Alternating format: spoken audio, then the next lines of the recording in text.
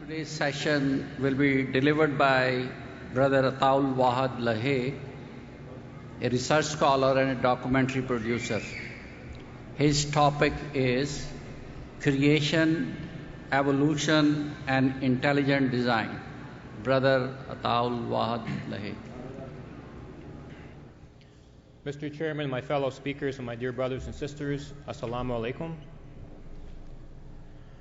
In the name of Allah, the Gracious, the Merciful, we covered this topic in 6 hours through Sunday school last year, so I'm going to try and condense it into 30 minutes. So please bear with me. Christian scholars who deny evolution at all levels and believe in what they call spontaneity are known as creationists. They basically believe that all life on the planet we see today was produced in an instant, about 6,000 years ago, and previous to this there was no life. This is certainly not the Quranic concept of creation. The following verse from Surah Al-Inshiqaq addresses humans, promises them that theirs is a continuous journey of moving on from one stage to another stage. And I quote, that you shall assuredly pass on from one stage to another, chapter 84, verse 20. I have a slideshow to go with this, but I don't see it up there. Sorry.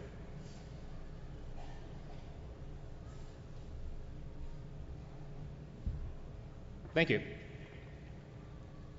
This leaves no doubt whatsoever as to the fact that the Quran speaks of creation only in a step-by-step progressive stages which are well provided for, categorically rejecting the concept of spontaneous generation or life disappearing 6,000 years ago.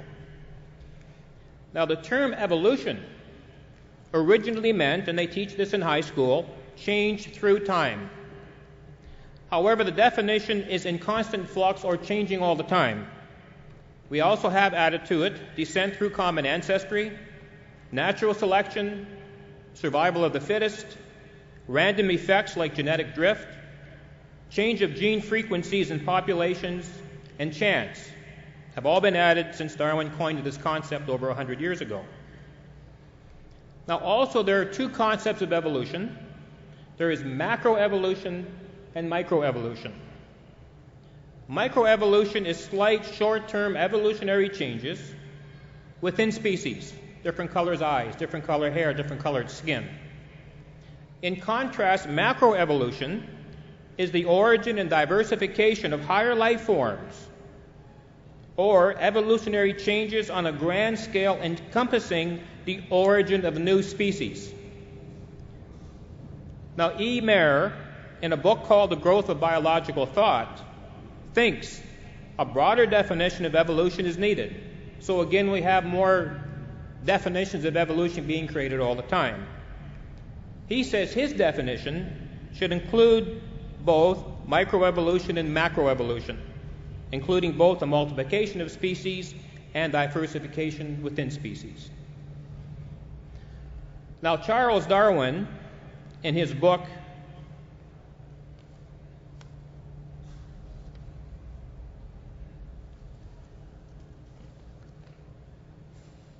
I'll quote Charles Darwin, in The Origin of Species, presented a challenge, a very interesting challenge, and he said, if it could be demonstrated that any complex organ existed which could not possibly have been formed by numerous successive slight modifications, my theory would absolutely break down, and today we're going to break down his theory. With this statement, Charles Darwin provided a method by which his theory of evolution could be tested. The logic was simple. Since evolution is a gradual process in which slight changes produce advantages for survival, it cannot produce complex structures in a short amount of time. It's a step-by-step process which may gradually build up and modify complex structures, but it cannot produce them suddenly. Now we move on to the question, why did life pursue a definite evolutionary course in a single direction as though no other course was available? And that course led to us.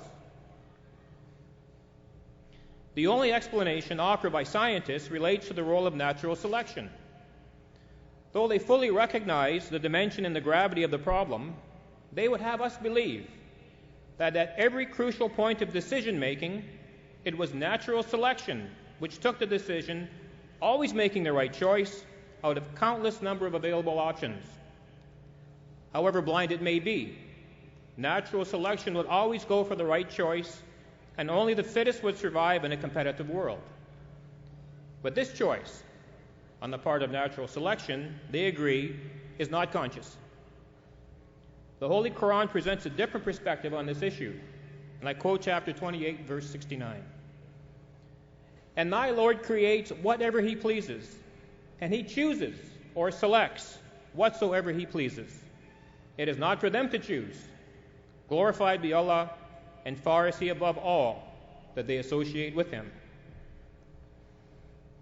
So according to Islam, there is an all-embracing plan of creation. At different stages of evolution, the processes that govern and shape life were different, but their direction always remained the same, always pointing to man.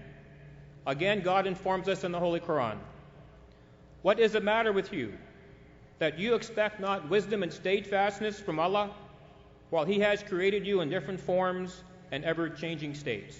Chapter 71, verses 14 and 15. Next slide, please. Thank you. So the purpose and philosophy of evolution is doubtlessly the creation and promotion of the five senses. The creation of the five senses, each of which in itself is a masterpiece of creative wonders, stands witness to a well-executed design at the grandest scale where harmony rules supreme. No wonder then that the Holy Quran repeatedly sums up the outcome of evolution in just three simple terms: the creation and perfection of the faculty of hearing, seeing, and understanding. And Allah brought you forth from the wombs of your mothers while you knew nothing, and gave you ears and eyes and hearts, that you may be grateful. Chapter 16, verse 79.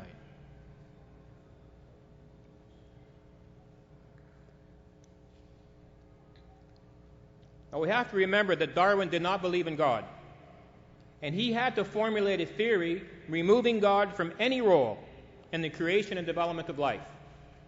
Since no designer has claimed an evolutionary theory, there is no need for independent evidence of one.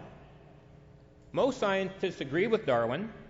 However, even the most fanatic scientists admit that there is much more to this subject than they dare to explore. For an example, Richard Dawkins, who Khalifah Masih Rabbi talks about in his book Rationality and Revelation, states in The Blind Watchmaker, "Biology is the study of complicated things that give the appearance of having been designed for a purpose." And F. Crick, in his book What Mad Pursuit, and Professor Crick discovered the structure of DNA, says, biologists must constantly keep in mind that what they see was not designed, but rather evolved. Now, in the meaning of evolution, George Gaylord Simpson repeats what is surely the official dogma of the contemporary scientific guild. Man is the result of a purposeless and natural process that did not have him in mind. Others extend Darwin's theory to include the origin of life and the creation of the universe itself. Yet some scientists are a little more open-minded. P. Johnson, in his book Darwin on Trial, writes, "Biological evolution is just one major part of a grand naturalistic project, which seeks to explain the origins of everything from the Big Bang to the present, without allowing the role of any creator. If Darwinists are to keep the creator out of the picture, they have to provide a naturalistic explanation for the origin of life." So Darwin, with help from intellectuals such as Marx and Freud, we were left with a view of humans as mere animals or machines who inhabit a universe ruled by chance and whose behavior and thoughts are determined by the immutable and impersonal forces of nature and the environment. This materialistic interpretation of reality slowly has permeated every area of our culture.